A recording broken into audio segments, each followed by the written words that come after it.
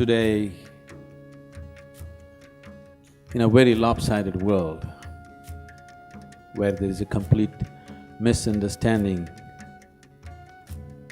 even about simple things as to how to eat. Every creature on the planet knows how to eat except the human beings.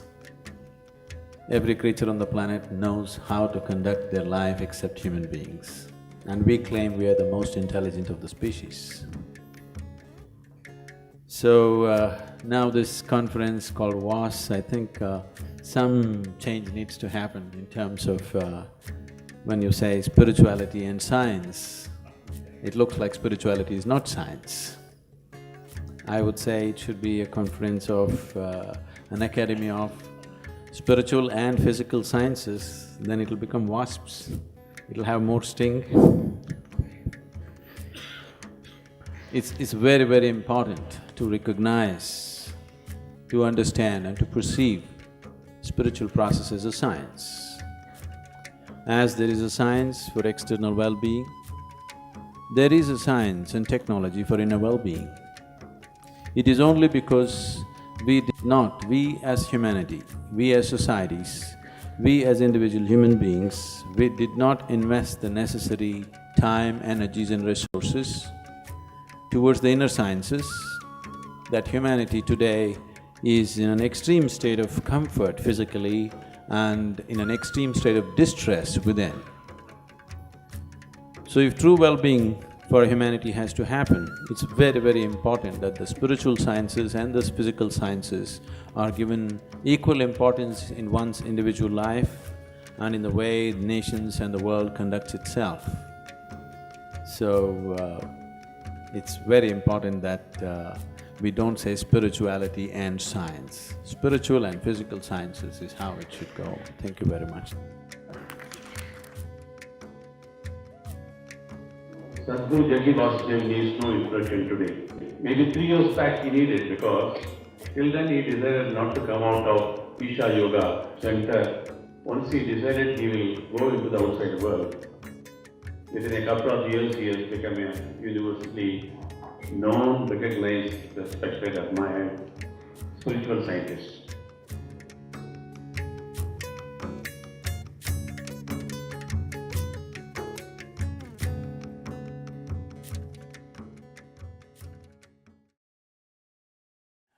When we say creation,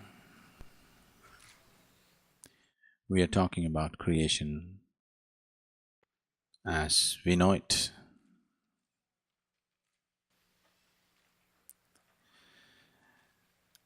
When I say we're talking about creation as we know it, the way we know it right now is only through the 5 senses. Generally, as people know creation is only through the 5 sense organs. In the very nature of things, sense organs always perceive everything only in comparison with something else. What you know in comparison is not perception, it is a distortion of reality. So what you perceive in comparison is useful for survival in a particular situation, but it is not sufficient to know creation the way it is. Today, the physical sciences, physics especially, is completely going off the rack, talking about things which doesn't seem like science, which seems so much like science fiction, not science anymore. They are talking about different dimensions of reality existing right here, which is not in your perception. This is something for ages we have been talking about, and the whole science of yoga is only about enhancing one's perception, because what you perceive is all you know. What you perceive is what you know, rest is just your imagination. Without enhancing one's perception, trying to know the ways of the creation, will only lead to all kinds of contradictory theories and confusions. One big manifestation of this is today the two most dominant theories which are dominating and guiding, which are guiding principles behind almost every fundamental research that's going on in physics is the general relativity and the quantum mechanics. One is describing the ways of the cosmos, another is describing or defining the ways of the atomic and the subatomic. But what is really freaking the scientists out is that the general theory of relativity and the quantum theory can never agree with each other, they're diametrically opposite to each other. Or in other words, your perception or your conception is that the atomic is working against the cosmic, or the cosmic is working against the atomic, which is just absurd. Because they are not different, and what you call as the atomic is the building block for the cosmic. There is no way they can work against each other. But now the two theories we have, that's what they suggest. And scientists are aware today that this cannot be true. So we spend a lot of time propounding theories where it takes another 50 years, 100 years for us to disprove it. This has been the way it's been going. This science has been useful because this science you can convert it into technology and make it useful in so many different ways. It is only for the value of technology that science has become valuable. I want you to differentiate between science and technology. Technology is the application part of it. If you take away the application part of it, in terms of knowing, the way sciences approach knowing has been very rudimentary and very limited in so many different ways. If you look at the aspects of science, the way it is being explored, it is very relative and limited. Only because of technology that comes out of this science, it has become very relevant, not otherwise. Another reason why spirituality has become irrelevant in large number of people's lives is people who talked spirituality could not produce the necessary technology which will make a difference for people. They only talked about ultimate well-being, but such a thing never occurred to anybody. Because people could not make technology out of the spiritual sciences, the spiritual science became irrelevant. Because it is a subjective science and it needed a completely different kind of laboratory and a completely different kind of focus and perception, it became more and more irrelevant because people spoke of spirituality only as a philosophy. Today, people are talking about spirituality and philosophy as if they're the same. Spirituality is a science which is not concocted by you, but philosophy is something that you concoct, something that you make up in your mind. If we interview every one of you, each one of you have your own kind of philosophy. There is nobody who is not a philosopher on the planet, do you know this? There is nobody on the planet who is not a philosopher, everybody has his own philosophy. You ask anybody, they have their own philosophy. You meet a great philosopher, of course he has a very elaborate philosophy. You meet a petty criminal, he has his own philosophy. You talk to your servant maid and see, she has her own philosophy. Is it so? You just talk to the beggar on the street, actually he has his own philosophy. So philosophy is something that you concoct to create a certain psychological comfort and a feeling of knowing which is not true. Spirituality is not something that you concoct, it is something that you explore. if you want to explore these dimensions, the only and only way is to enhance your perception. Without having necessary methods to enhance your perception, if you approach it, definitely it looks like a dead end. Now, when you say spirituality, you're talking about something that you're unable to perceive through the five senses. You're talking about a dimension which is beyond the physical. And the five senses, the very way they are made, they can perceive only that which is physical. Anything that is not physical, you cannot see it, you cannot smell it, you cannot taste it, you cannot hear it, nor can you touch it. So if your perception is limited to five senses, naturally, the play of your life and the scope of your life will be only physical. But I talk to God every day, that is also physical.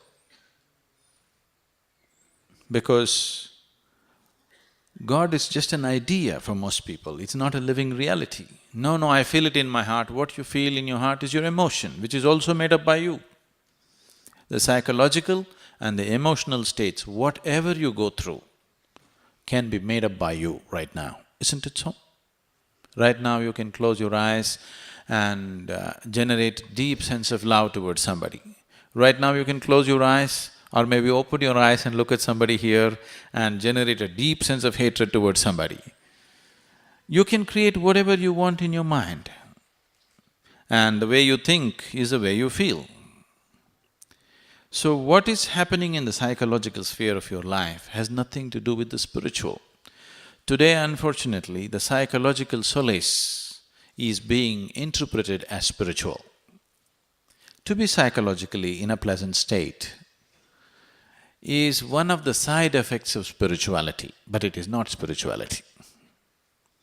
If you are in a certain inner state, to have a pleasant state of mind is very natural, but to have a pleasant state of mind is not spiritual. If you go and watch the sunset in the evening, maybe you will feel wonderful within yourself. If you eat an ice cream, you may feel wonderful. It doesn't matter, you go and watch a cinema, you may feel wonderful. Is this spiritual? No. You are just creating a pleasant psychological state.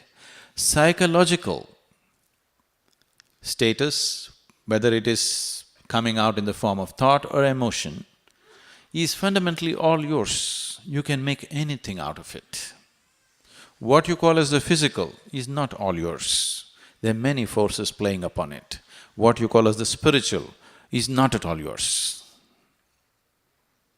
It is you, but it is not yours. But what you call as the psychological is all yours, you can make it whichever way you want.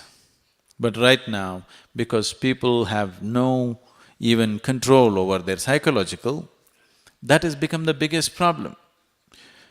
When you say spirituality, immediately people will add a rejoinder, peace of mind. Peace of mind is not spirituality. Please just… if you have a pet at home, let's say if you have a dog at home, just go home and see, he sits there quite peacefully. Doesn't he? Do you see the bulls that are standing in Delhi streets? They're standing quite peacefully, aren't they? Stomach is full, they're all peaceful. This is not spirituality. This is just psychological pleasantness which everybody has to have, must have, for which there are ways to have. But when you talk about spirituality as a science, you're not talking about just psychological pleasantness. So what is a spiritual process? To give it a very technical kind of definition,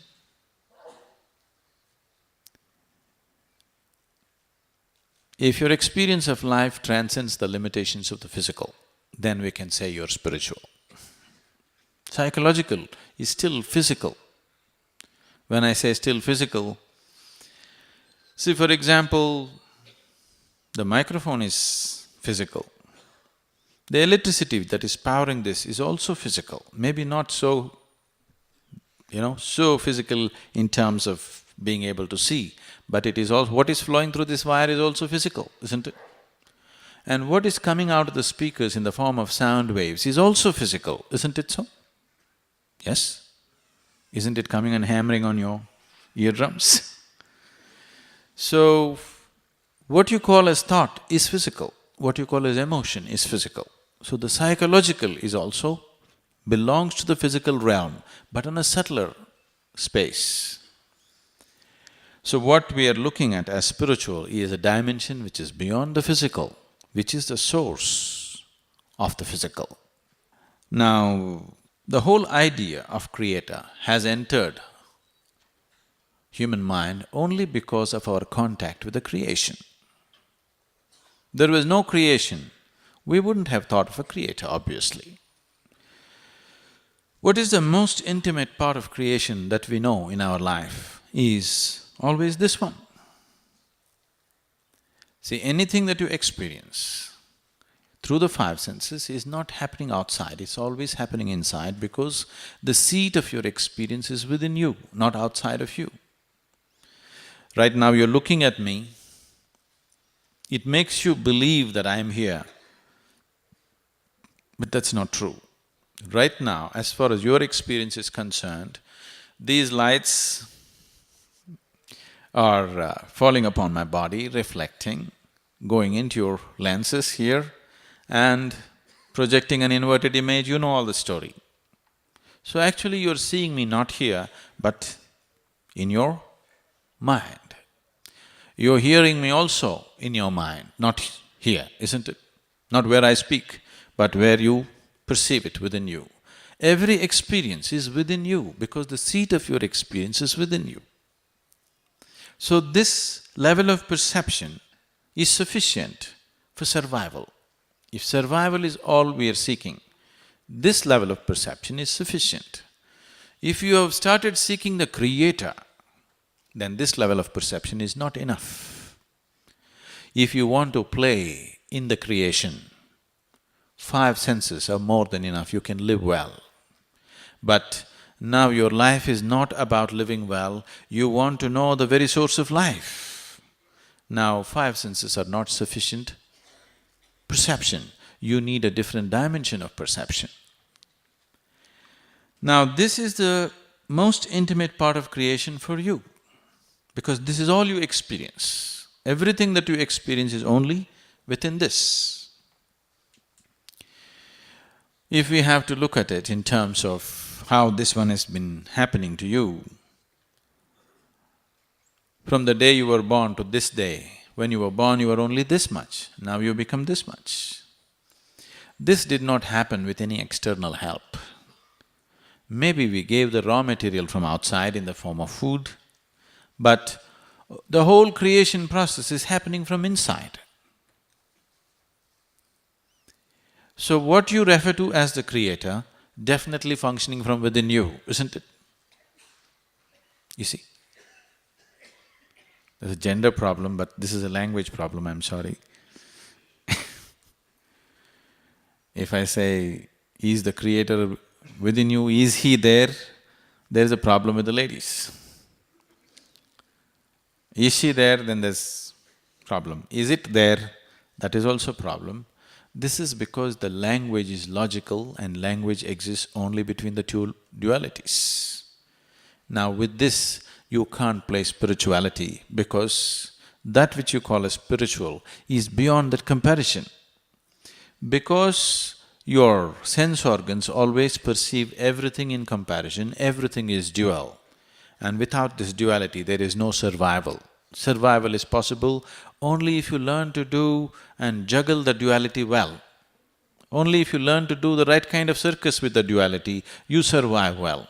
If you do not know this circus, you cannot survive in this planet. But when you talk about that which is the source of creation, you're not talking about two, you're talking about one.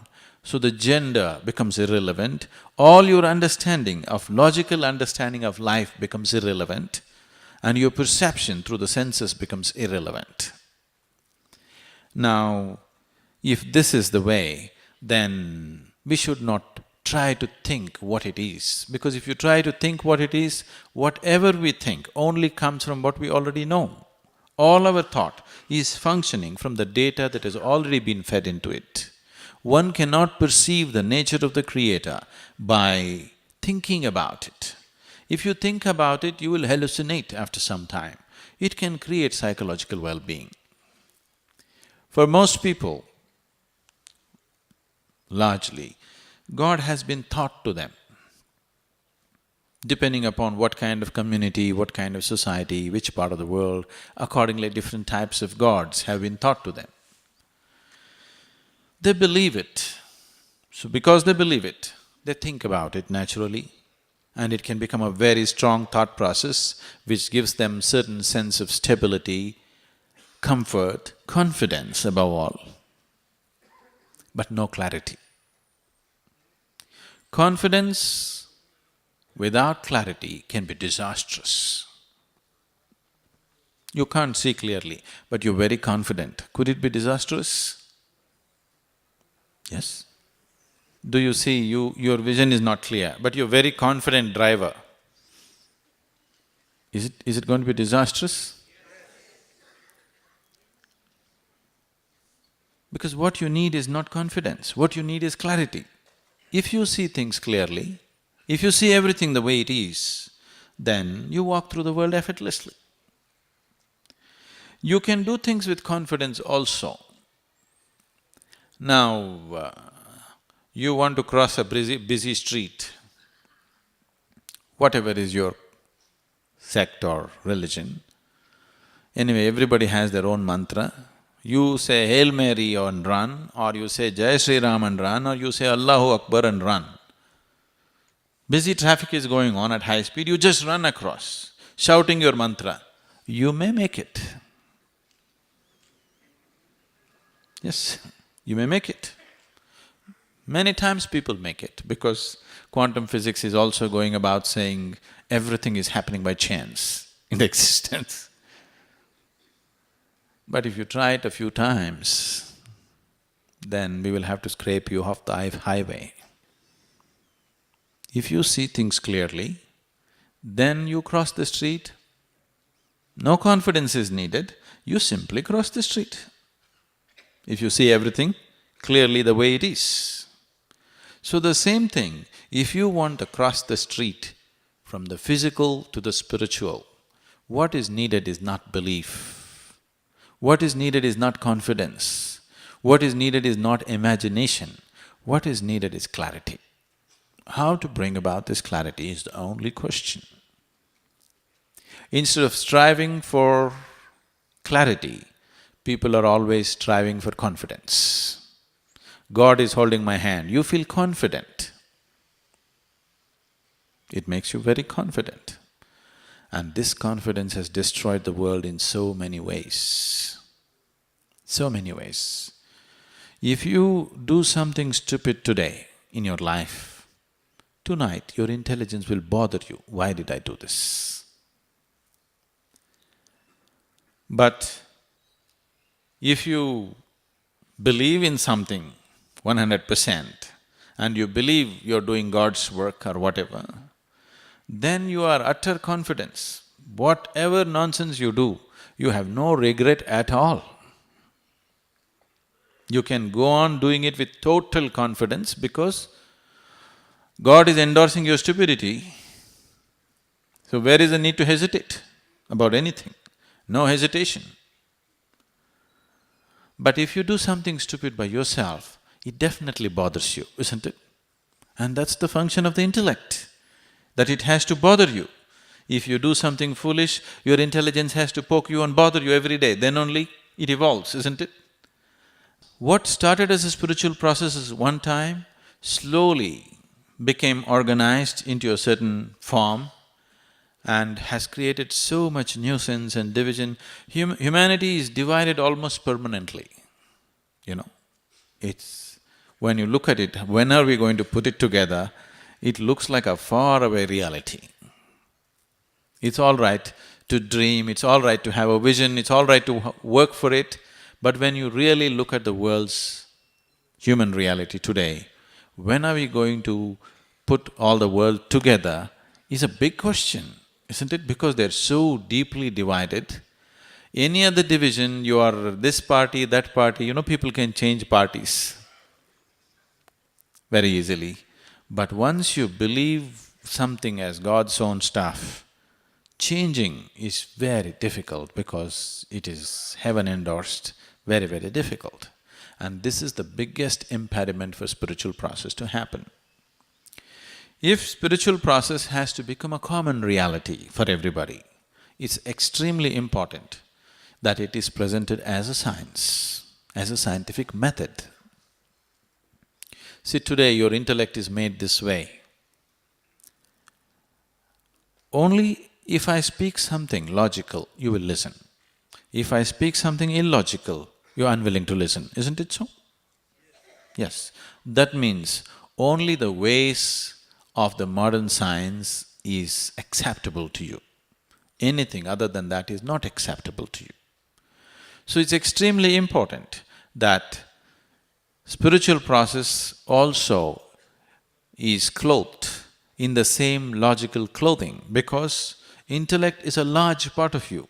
If I met you 2000 or 10,000 years ago, your intellect was not the most dominant part in you, your emotion was the most dominant part in you. Is it so?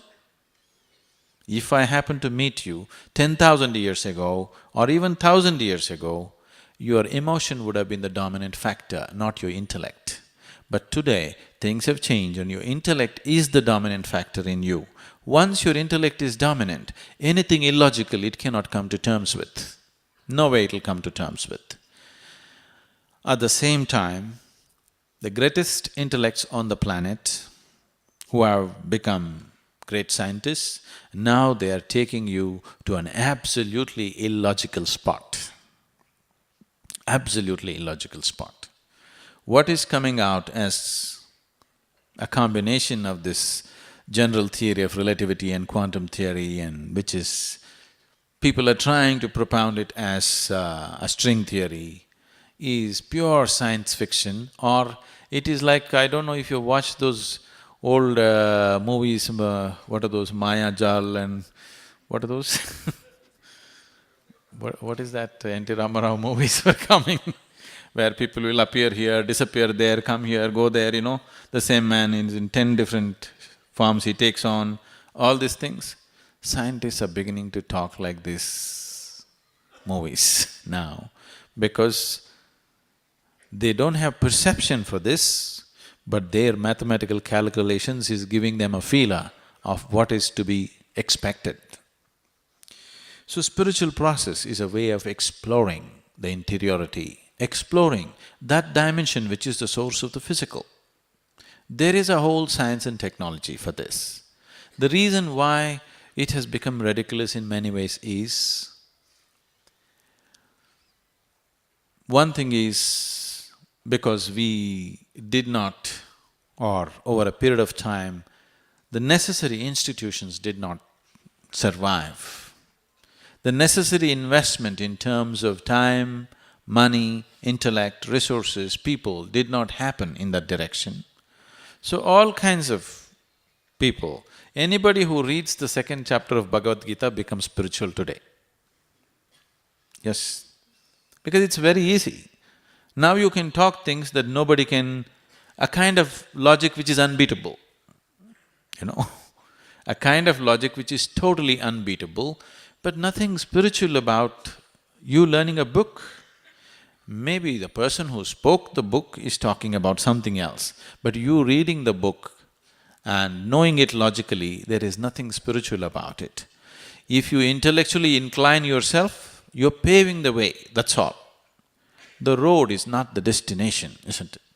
You read the Gita, you got inspired by Krishna's words. Now, maybe you're inclined, but you're not spiritual. I want you to understand the distinction.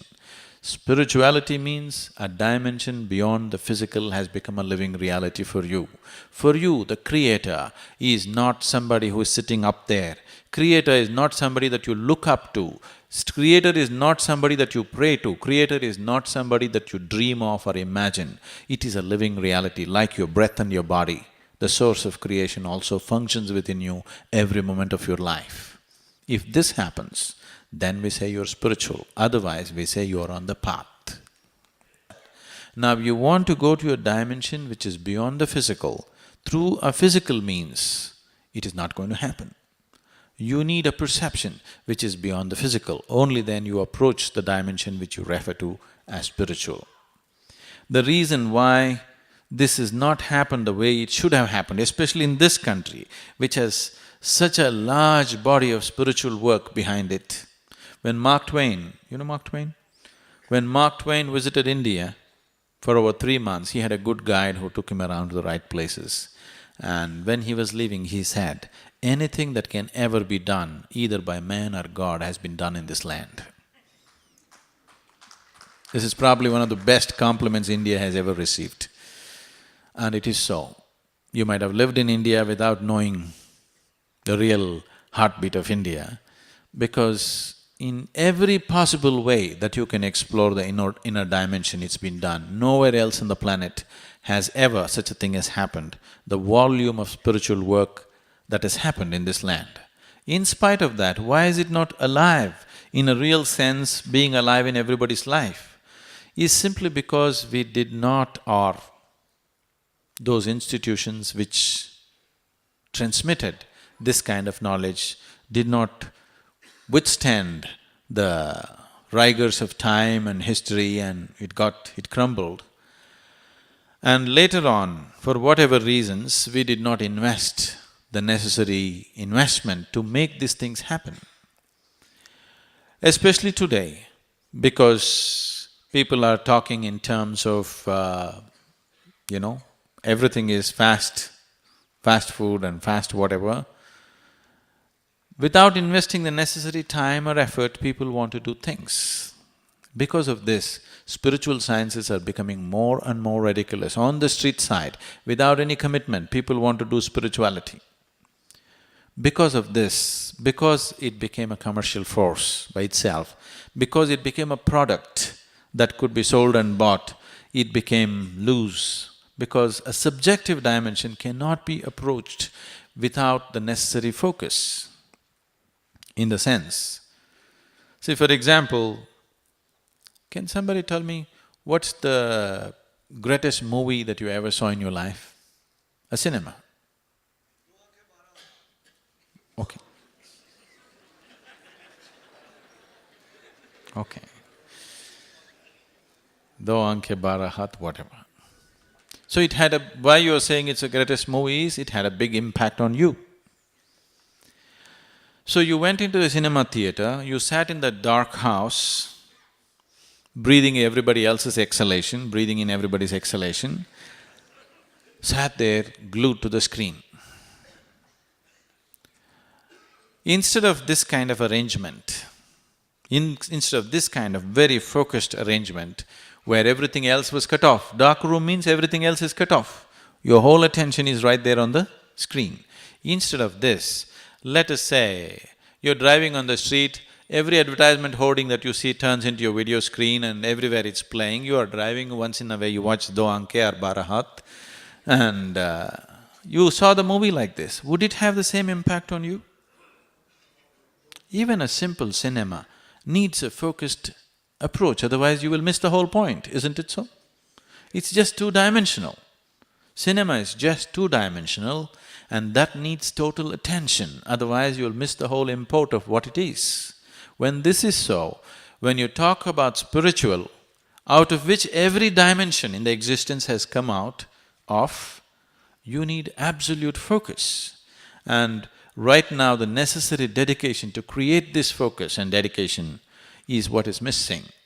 Because of this, spiritual sciences are becoming a ridiculous process where scientists are just dismissing it as nonsense.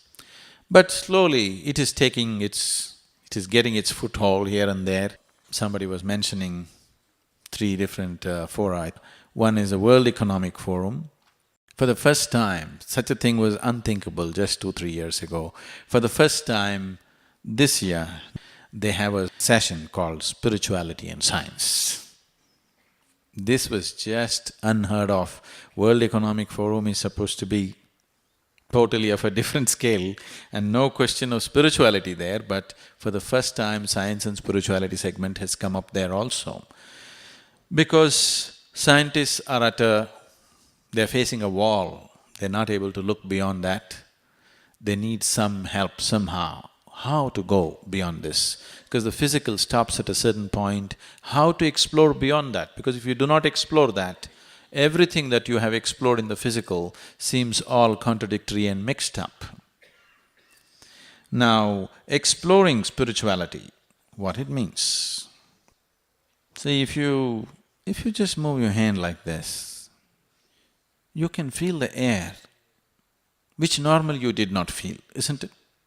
Right now you're sitting here, this place is…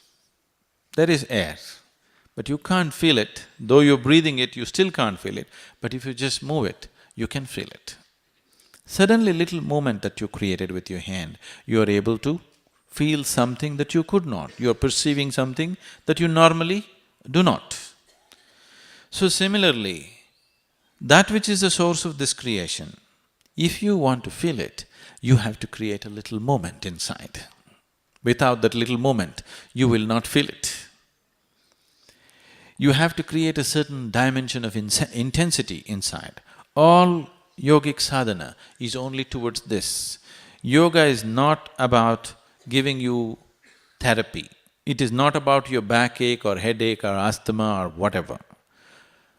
Health benefits that come out of yoga are purely side effects of yoga. Yoga is not a therapy, it's a discipline. If you take this as a discipline, therapeutic values are there. Therapy will happen, but you never do yoga as a therapy, it is done as a discipline. Because using it as a therapy is like… Can I tell you a story? I seek your permission because the moment I say once upon a time, many people here, the light is right, you will think it is bedtime. Let us say you have never seen an aircraft in your life. You do not know the very concept of flight. And one day, today morning you came out of your house, there's a huge airplane parked in front of your house. What is the first thing? Any unknown object means fear, suspicion. Which is how, which is how everybody approaches me. First fear, then suspicion. I have to work through all that before they see what it is.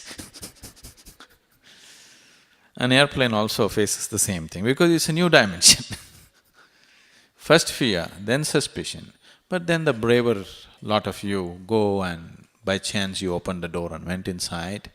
There you saw rows and rows of seats, so immediately your mind says, oh, this is a bus. The best bus we have ever seen, really wonderful. And then one of you got the engine roaring, now you want to drive it. But these two ugly things, they're going to hit your buildings, lampposts and everything, you don't like it. So you thought this is a wonderful bus, but these two ugly appendages, so you decided to do a surgery and you chopped off these two wings and started driving this bus. You're very happy. You got a great bus, you're really happy.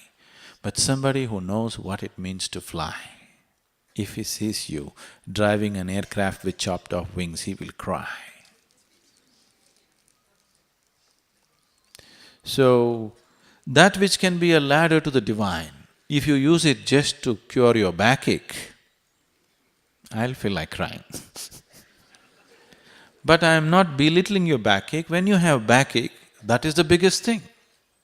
Who cares about the divine when you have a backache? Even if God appears, you will only ask, backache should go, isn't it? Isn't it so? Body has that kind of power over you. Once your body is in pain or in some kind of distress, who is interested in God, heaven, enlightenment nonsense?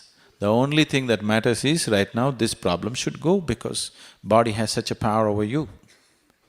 Once it begins to hurt, once it begins to cause some suffering to you, it dominates everything. So, spiritual sciences being used as therapy, no. Spiritual sciences should be propagated as a discipline. Therapy will happen. If you are well tuned within yourself, everything will function well in the system. That is a natural happening.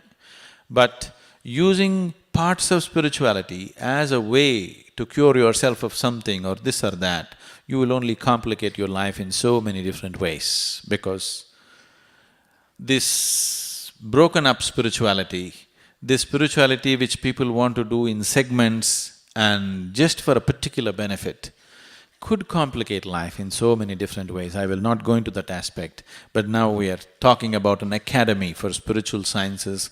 It's extremely important that it is propagated in its holistic and subjective way, without the necessary subjectivity. Just the physicality of yoga, as it's generally happening in the West, is like a stillbirth. It's better not to get pregnant than to have stillbirth, isn't it? If health is all that people are seeking, I would say instead of doing yoga, just go play tennis, climb a mountain, take a walk, swim, it'll do better. I'm not saying yoga will not give you health, definitely it will. But I'm saying this is a ladder to the divine. It is a way of climbing up to the highest possibility within yourself. It is a way of approaching the Creator through the creation. Thank you very much. Sir, you have mentioned that yoga accentuates your perceptions, and through yoga you reach the Creator. That means those who do not learn or practice yoga cannot reach the Creator? Is that so?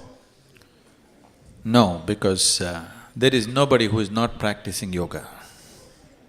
Everybody is practicing yoga haphazardly. When we use the word yoga, we are not talking about a particular practice. There is nothing in the existence which is not yoga. The word yoga means everything has become one. The word yoga means union. So it's a grand unification of the existence.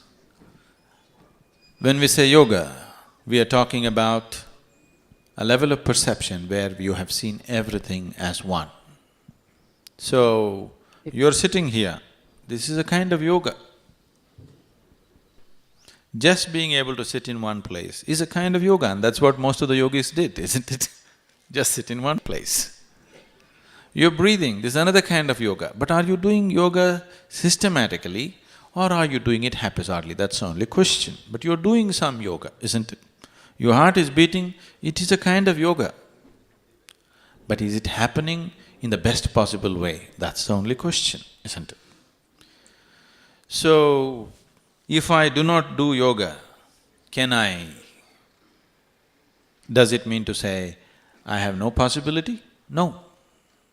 Because yoga does not mean twisting your body or tying yourself up into knots or holding your breath or something like this. See, what you call as myself right now is only four fundamental realities: your body, your mind, your emotion, and the energies which make these things happen. So for these four fundamental aspects, we have four basic yogas.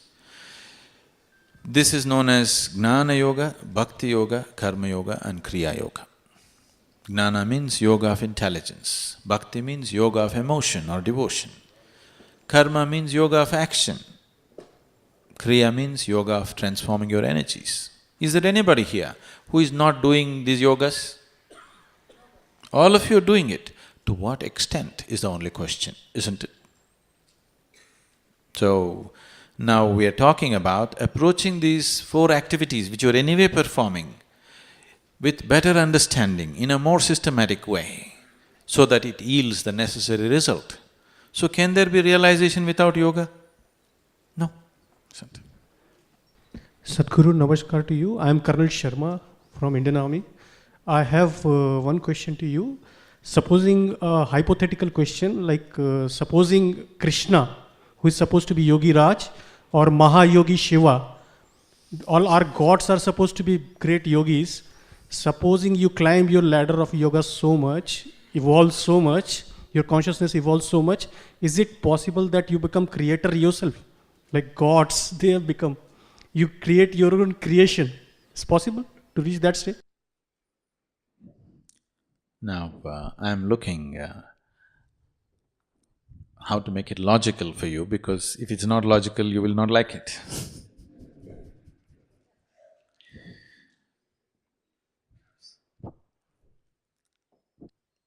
See, you have heard of many yogis who just withdrew into a cave, and for years and years, they did not even step out.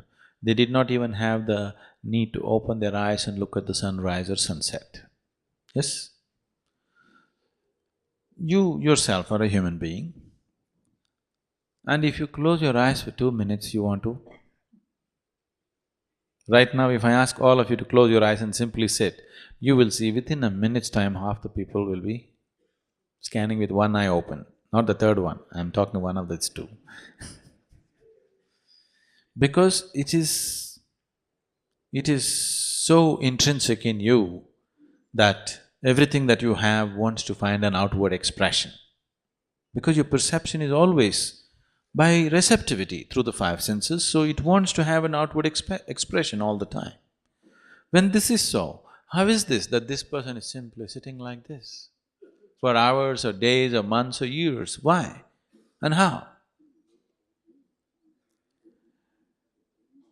One aspect of it is he is engrossed in the process of creation. That is, he is engrossed in the creator, which is far more exuberant than the creation, which is far, far more exuberant than the creation. So if he closes his eyes, the need to open the eyes did not come. Or another aspect of it is, because, see, when we say engrossed in the creator, if the creator is within, who is the creator? Yourself, isn't it?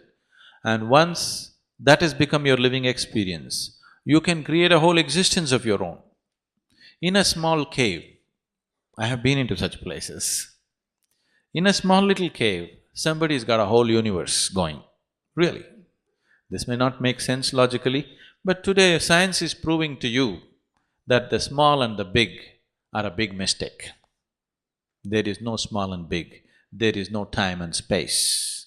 Time and space is a complete misunderstanding of creation. This is a scientific fact today. So if there is no time and space, on your fingernail you can create a cosmos. You actually can. Are there people who are living today who have such experiences? Yes, definitely yes, there's no question about it. But why don't they talk about it? Why don't they teach the technology? They are trying to, but the problem with people is, now you want to become a nuclear scientist. You said you're in the army, I'm sorry, you're not a doctor. You're a general or whatever, some officer. So when you went into the army, first day itself you want to become a general. They will throw you out of the army, isn't it? First day, wear those ill-fitting boots and do all the damn things that you're required to do without asking questions. Then slowly, when they see your capability, slowly they promote you and get there, isn't it? Now you want to become a nuclear scientist, but you went to the kindergarten school where they taught you A, B, C, because even Einstein is writing only A, B, C only on the board. Yes? E is equal to mc squared, that's all he's writing, ABC. A kindergarten child is also learning ABC, but is it the same ABC? The phenomenal difference, isn't it? Between the ABC that you learned as a kindergarten child and Einstein's ABC is a phenomenal difference. So now the problem with people is just this. Now, people come to me and say, Sadhguru, we want to go spiritual. They come to the ashram. I ask them, okay, how far do you want to go? All the way, Sadhguru. Do you know what all the way means? Whatever, Sadhguru, anything I will do. Okay. You stay here for a week, let's see what we can do. No, Sadhguru, next Thursday my uncle's son's birthday, I have to go. So what? You want to go all the way and you want to attend uncle's son's birthday? So how many days do you have? 3 days. Okay, 3 days. 3 days what to do? You do this, this and this. But Sadhguru, I don't like this. Okay, you don't like this. You make a list of things that you like. We will do that. Today gurus are beggars. Because to find a person who is really committed to do something serious with himself is very hard. Everybody just wants to do that. So, okay, 3 days, you do this, I don't like this, okay, make a list of things that you like, we will do that. Because I can devise yoga around anything that you're doing. You're in the army, I can make an army yoga. You're playing cricket, I can make a cricket yoga. You read a book, I can make a book yoga. You like cinema, I can make a cinema yoga. Because whatever the activity, we can make it into a process of growth for you, that's all. Because what has to change in your life is not the content of your life. What needs to change is the context of your life. By changing the content, nothing will change. So, without learning the ABC, they already want to become the creators. That's the reason it looks far away. It's not far away. Recently somebody came looking for Isha Yoga Center to a nearby village, and they asked a local boy, "How far is Isha Yoga Center?" The boy said it is 24,996 miles. I said, "What? That far away?" He said, "Yes, the way you're going it is. If you turn around, it's just 4 miles."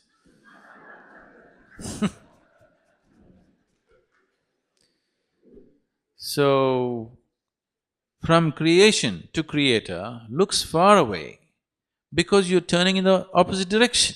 If you just turn around, it's right here. How far away are you from yourself? Very far away, because you're looking in this direction. If you only looked in this direction, there is no distance, isn't it? Sadhguruji, I bow down in all humility to you. I'm a great believer in what you preach. So please forgive my question. It may sound like a little See, blasphemy. there's never anything wrong with a question. An answer can be wrong. A question cannot be wrong, isn't it? So, So it's only my problem, you have no problem, you can shoot the question.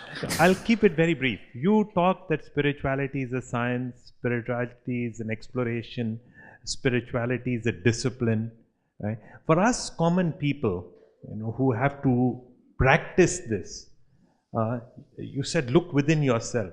Can you tell us, ordinary human beings, some few tips, what we can practice, how we can better ourselves, how we can promote our well-being using spirituality? Because that is what is standing between the inclusion of spirituality in the definition of health. I think that again brings us back to what I was just speaking some time ago. That is, see, the reason spiritual process has become a ridiculous process on this planet is because people are trying to deliver it in uncommitted atmospheres. Like we were talking about the Do Anke Barahat situation. Suppose you played it everywhere on your windscreen and when you're driving, you wouldn't have known the impact of the movie, isn't it? Because you sat in a dark room, focused, it had a big impact. So if you want to know the impact of it, I would say, if you can invest just, let's say 20 minutes, 25 minutes a day. 25 minutes a day, does it seem like too much? 25 minutes a day you invest, in 6 months' time, every aspect of your life, in some way, if it is not enhanced, you will see, it will definitely be greatly enhanced. Just 25 minutes a day, doing the right thing with a proper understanding. So to get this 25 minutes into your life, I'm asking, are you willing to invest 2.5 to 3 days of committed atmosphere? Totally committed atmosphere. Not out of curiosity. Curiosity is not sufficient. Curiosity doesn't have sufficient strength. I'm asking, are you willing to invest 2.5 to 3 days to make it happen for yourself? That's not a great amount of time, but even that people think is impossible for them. 2.5 to 3 days, 3 days' time you invest. After that, every day you invest just 25 minutes in your life. In 6 months' time, there'll be phenomenal changes in your life. I will guarantee this to you. It is as guaranteed as if I turn on the light, if I turn on the switch, the light comes on, it's as guaranteed as that. Once upon a time or some time ago, I read a poem by Emerson, the great American poet. It was titled Brahma. I was curious, what does he know about Brahma? I read the poem and I understood he had read some of the Upanishads in translation. Sometime later, I came across a parody of this very poem, because Emerson had written about the creator and the creation being one, exactly what you are saying. But the parodist was a fan of cricket, and he wrote in his parody, I am the bat and the ball and the pavilion cat. How do you relate these two versions of Brahma, please? I thought you were talking about the Indian cricket team.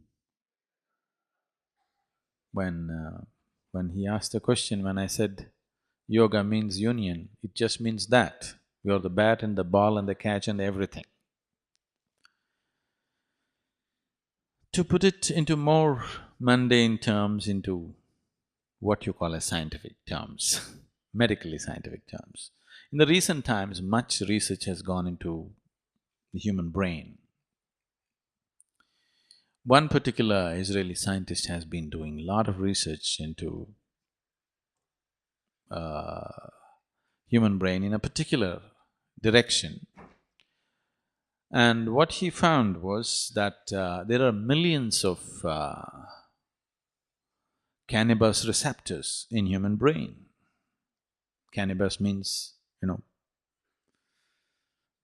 generally in the local this thing they may be calling it marijuana, whatever. The cannabis receptors in the brain, millions of them in everybody's brain. Why is this so? The only logical explanation that you could give for this is maybe 10,000 years ago the whole world was smoking pot, which is not true. Otherwise, how did the human brain develop millions of cannabis receptors? And with much more research, he's gone into this, about 21 years of very focused research into this. And then he came out and said that it is only because human body is producing its own narcotic and there are cannabis receptors in your brain, feelings of peace, pleasure, joy can happen within you. It's the chemistry of your joy or your blissfulness. Instead of spending 21 years of research, if you had just asked me, I would have gotten you stoned without anything from outside. Yes, I can have you completely drunk and drugged without any external input. It's simple yoga. Just if you sit here, I'll have you completely drunk, intoxicated, but fully aware. The reason why we are against alcohol and drugs is because it intoxicates and takes away your awareness and spoils your health and destroys you. Suppose these drugs were such, they intoxicated you, but they also made you very alert and intelligent and had very wonderful impact on your health, all of us would be into it, isn't it so? Yes or no? Always, the yogics, you need to understand this, the science has been expressed in a dialectical form in this country. We say, Shiva is the first yogi. In the yogic culture, we don't see Shiva as a god, we see him as the first yogi and the first teacher of yoga. He is the first yogi, Adi Guru and the Adi Yogi for the yogic systems.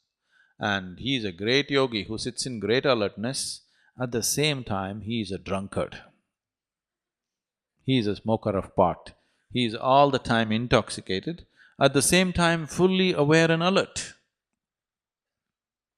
Every yogi is working towards this, because if you do not know the intoxication of the divine within you, and if you do not know the alertness of the mind, you will completely miss your life.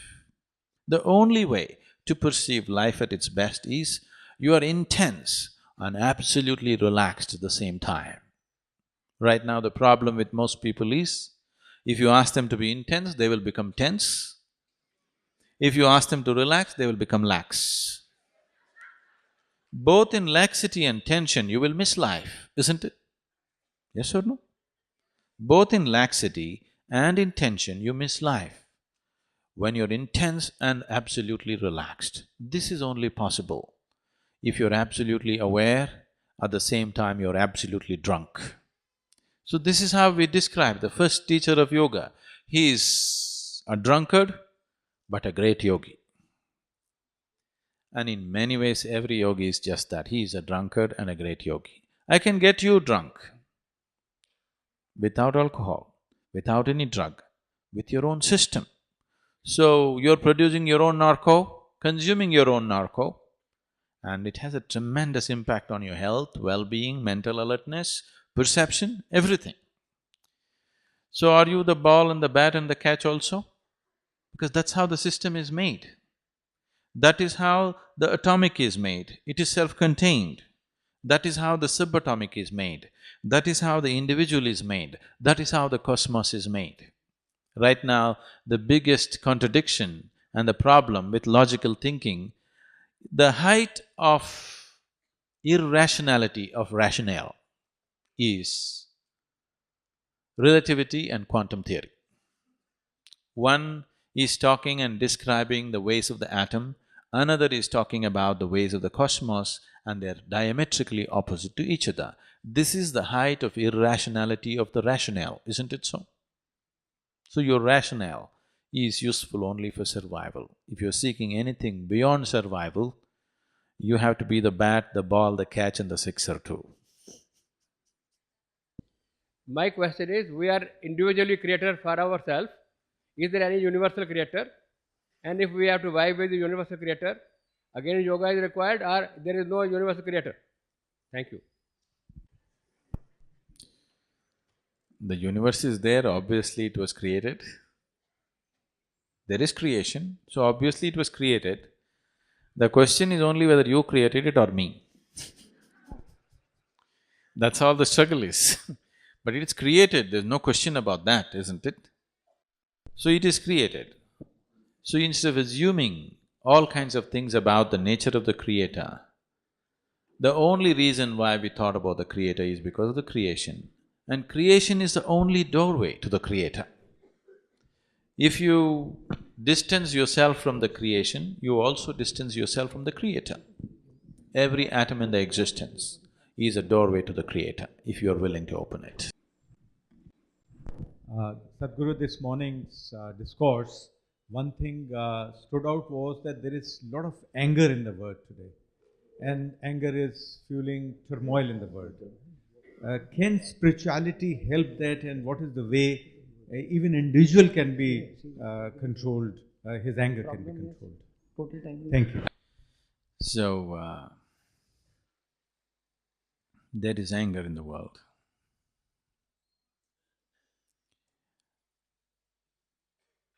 There is no anger in the world, there is anger in people's minds, individual minds. There is no such thing as anger in the world, isn't it? There is anger in you, there is anger in that person, there is anger in this person. Are you right now angry? Thank you.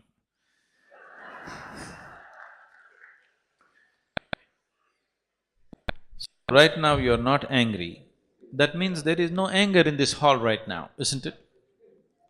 But you can get angry. You can get angry. Right now there is no anger in this hall, but you can get angry. So this is one thing that we have to see. Anger is not there. What we call as life energy, what is life? You can make this into anger, you can make this into love, you can make this into compassion, you can make it into frustration, you can make it into depression, you can make it whatever you want. The choice is yours. If you had retained the choice, if the choice was really with you, definitely you would have chosen the most pleasant thing, isn't it? Whatever is the most pleasant thing. Generally people are talking about love, joy, blissfulness, because people understand this as the most pleasant things in their life. If you had a choice about what to make yourself of right now in this moment, would you choose pleasantness or unpleasantness? Pleasantness, there's no question about that, isn't it? If I ask you, do you want to live in pleasant atmospheres or unpleasant atmospheres? Pleasantness. Do you want to be pleasant in your mind or unpleasant in your mind? Pleasantness. Do you want to be pleasant in your body, unpleasantness in your body? Pleasantness. All you're seeking is just this, please see. You may believe that you're seeking money, property, God, whatever. All that you're seeking is just this. You want to be pleasant in your body, in your mind, in your emotion and in your energies. This is all you're seeking. No, I'm seeking God. No, somebody has told you if you seek God, you will become ecstatic. No, I want to go to heaven. Somebody has told you heaven is a more pleasant place than this one, that's why you want to go there. Or you made a hell out of your life, whichever way. Fundamentally, you are seeking pleasantness, isn't it? Now, this same scientist, because he talked about Emerson using the word Brahma, this scientist tried to look for a word to name the word, to name the chemical which is being received by the cannabis receptors in the brain. He wanted to give a unique name and he studied every scripture on the planet to find an appropriate name. And the most beautiful thing is, no scripture on the planet, except from India, ever talks about bliss and ecstasy. Everybody talks about salvation, everybody talks about your sins being washed away, at the most peace. Nobody talks about blissfulness and ecstasy. So, he called this chemical which is produced in the body as Anandamide. You know Ananda? Anandamide. So cannabis receptors are waiting to receive Anandamide. How much Anandamide you produce in this system, that is how blissful you will be.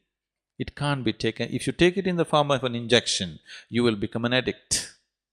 But if you generate your own Anandamide, you will be blissful always. So if you're blissful, would you be angry? No. Anger… Life has found expression in the form of anger only because this life is not blissful, isn't it? If this was blissful every moment of its existence, question of anger or controlling anger or putting anger down doesn't even arise within you, isn't it? So, what is needed is, yes, there are situations in the world which may be causing anger, but I'm telling you, if you eliminate one situation, another situation will pop up. See, within your own family or within your own situation, do you see, for every small thing people can get angry? Need not be a major issue, yes? Not a life and death kind of issue. A simple thing in your house can make you angry or somebody else in the family angry, isn't it so? So it is not necessarily by settling all the problems on the planet that we will eliminate anger.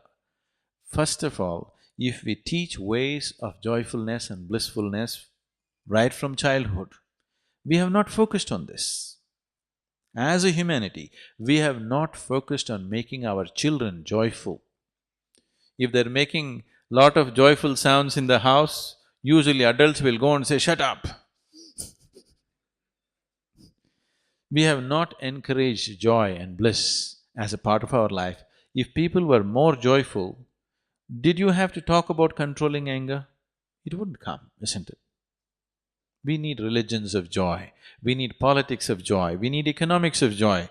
We need to bring that aspect into our life on all levels. If that is not brought into our life in every possible way, and methods to keep the system joyful above all, because without that, it'll become a fake joy that you're pretending or you're trying to be joyful. Now, if you are producing enough Anandamide in your system, you would be joyful, isn't it? I can show you a million people for whom we have taught how to produce more Anandamide in the system, that without any reason, people are just happy. People think, oh, if they all become happy, they will become useless. It is not so. Please look at your own life and see. On a particular day when you are happy, are you willing to do more? Or on a particular day when you are unhappy, are you willing to do more?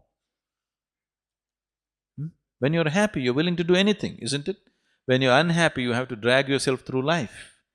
When you're happy, you're loving, you're generous, you're flexible, you're sensible, Everything. When you're unhappy, you can be real mean and nasty, isn't it? If you meet any human being when he is joyful, he is a wonderful human being. If you meet the same human being when he's unhappy, he can be a very nasty human being.